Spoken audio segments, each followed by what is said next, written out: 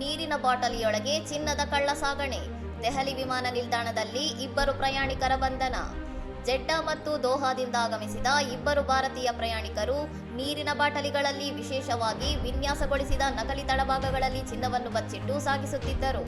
ವಾಯು ಗುಪ್ತಚರ ಘಟಕದ ಅಧಿಕಾರಿಗಳು ಮೇ 13ರಂದು ಹಸಿರು ಚಾನಲ್ ದಾಟುತ್ತಿದ್ದ ಈ ಪ್ರಯಾಣಿಕರನ್ನು ತಡೆದು ವಿವರವಾದ ತಪಾಸಣೆ ನಡೆಸಿದಾಗ ಈ ಚತುರ ಕಾರ್ಯವಿಧಾನ ಬೆಳಕಿಗೆ ಬಂದಿದೆ.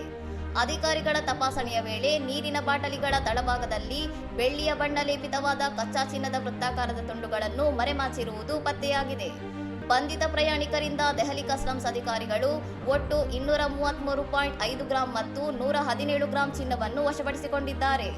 ಅಂತಾರಾಷ್ಟ್ರೀಯ ಮಾರುಕಟ್ಟೆಯಲ್ಲಿ ಚಿನ್ನದ ಬೆಲೆ ಏರುತ್ತಿರುವ ಹಿನ್ನೆಲೆಯಲ್ಲಿ ಇಂತಹ ನವೀನ ಮಾದರಿಯ ಕಳ್ಳಸಾಗಣೆ ಪ್ರಯತ್ನಗಳು ನಡೆಯುತ್ತಿದ್ದು, ಅಧಿಕಾರಿಗಳು ಹೆಚ್ಚಿನ ತನಿಖೆ ಮುಂದುವರಿಸಿದ್ದಾರೆ. ಇನ್ನಷ್ಟು ಸುದ್ದಿಗಳಿಗಾಗಿ ನೋಡ್ತಾ ಇರಿ ಸೌರಂ ಟಿವಿ.